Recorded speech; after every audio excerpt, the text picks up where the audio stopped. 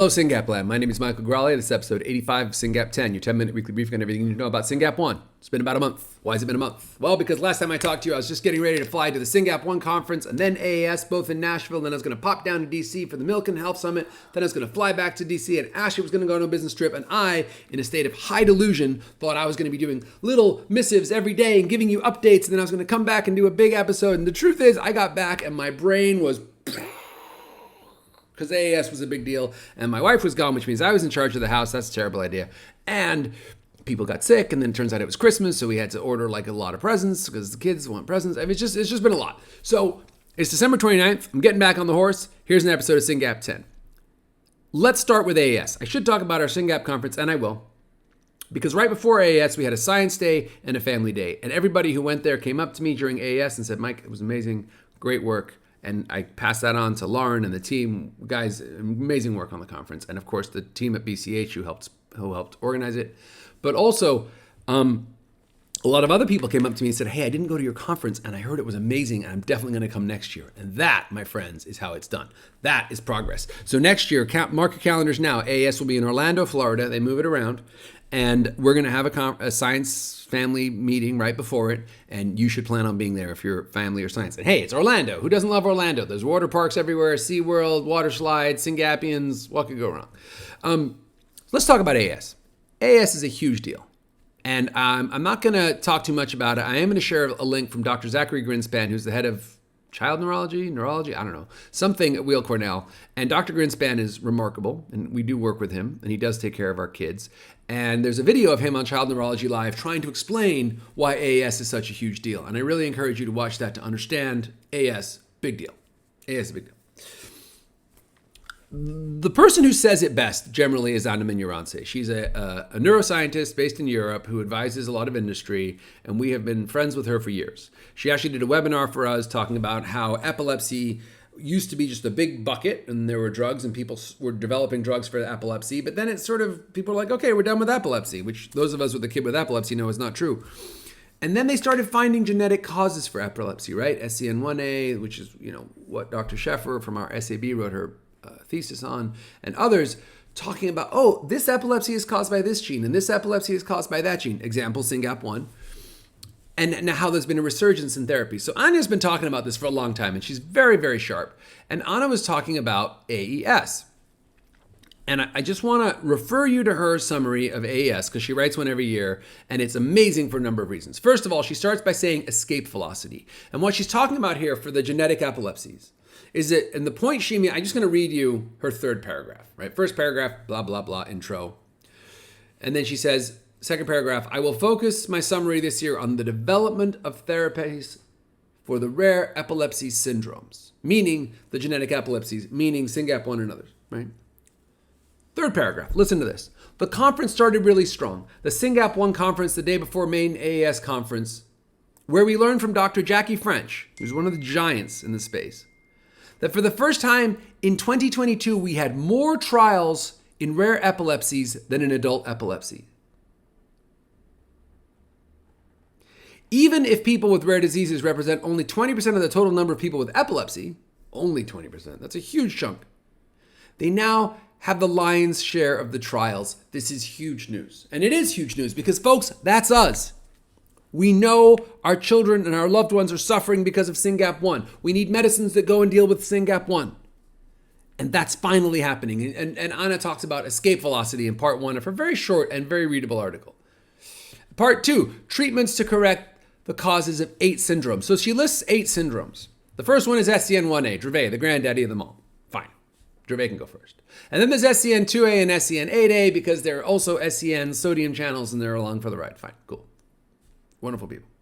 KCNQ2's in there, large, well-established group, very important. Guess who's number 5 on Anna's list of the big 8? Syngap1. I just got to read you her first paragraph. I want to read you the whole thing, but you got to go. I'm just going to read you the first paragraph. There's so much going on for Syngap1 that I cannot summarize it all here. I know the feeling, Anna. I try. The pre-AES Syngap1 conference was fantastic. Thank you, Anna. Thank you for linking to our little conference thing there. With many families in the room and also a lot of the famous clinicians in many companies. There are iPSC models, yep. and mice and rats. I really like the rat model and how it can be used to study seizures, sleep, and cognition. They also have an idea of a Syngap1 isoform that is needed for gene therapies. We can talk about this later. And the reversibility experiment of putting Syngap1 back into adult mice has been done and looks positive, right? This is just a reminder that rescue is possible. It's not going to be too late for your kid when these medicines arrive. There is also a lot of work ongoing around patient data like Citizen, which I encourage everyone to sign up for, and I'll come back to that later, to see a natural history study and an outcome measure called the ORCA being adapted for Syngap1 with funding from the FDA. Thank you, FDA.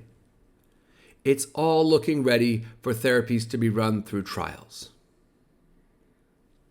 et cetera, et cetera, et cetera. She talks about how we're a classical haploinsufficiency, meaning we have a good copy that people can leverage. She talks about praxis. She talks about Stoke. She talks about CAMP4. I want to talk about CAMP4. So anyway, AES, big deal. Hahnemann Urance, major thought leader in the space, signaling this AES out as the time when we realized that the genetic epilepsies have arrived and Syngap1 is in that list. Now, I'm not one to sit here and tell you, oh, because of all the work of SRF, Syngap's on the map. No, that's not true.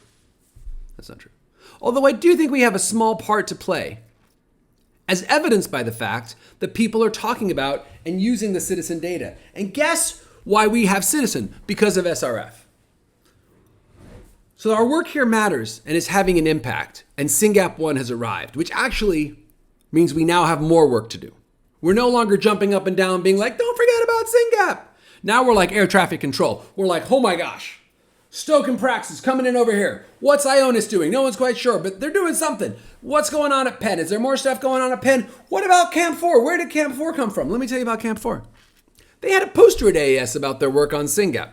So, I was invited by Dr. Heather Mefford from our scientific advisory board to speak at one of these sessions at AES.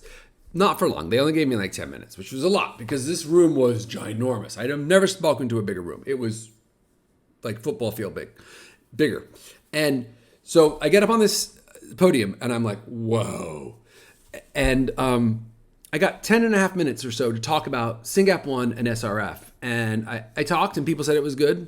I really want a video of it because a lot of people were like, dude, that was pretty good. But the point is, and then I had to run back to the Syngap conference because this was the very first day of AES and we had a little overlap. So I gave my talk and I'm heading out the room to go back over the street.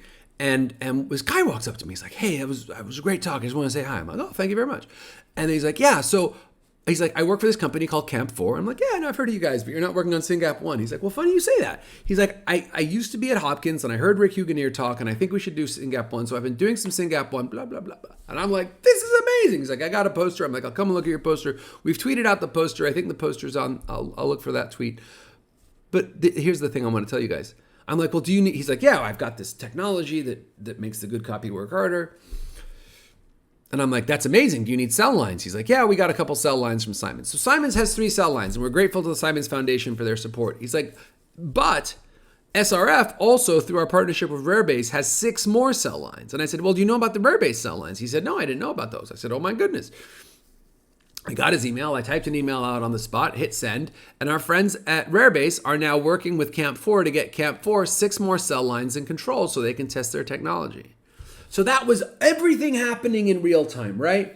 A researcher comes up to us and says, hey, I've heard about you guys and I've done a little work and I think I've got a thing.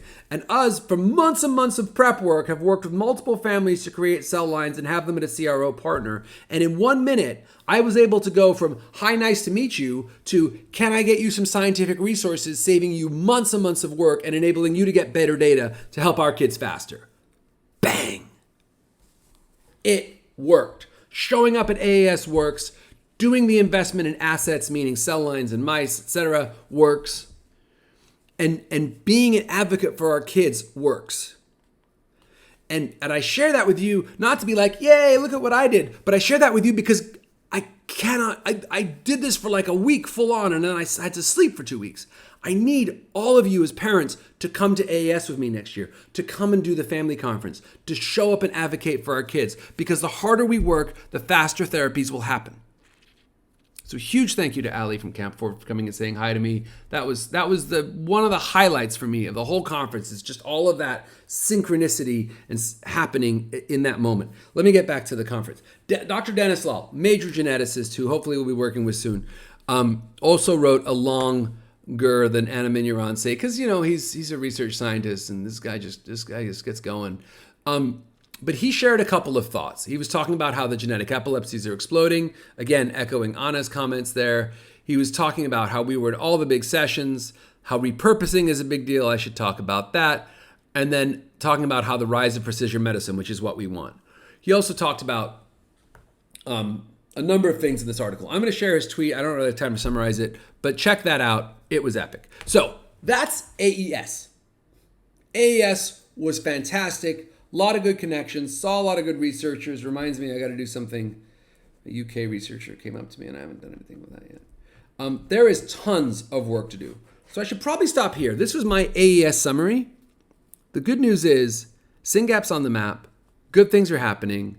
And the message for you as families is come and join the party. We have a lot of work to do. I'm going to stop here to keep to the whole Syngap 10 business because I'm at 11 right now. And then I'm going to do another episode about our conference.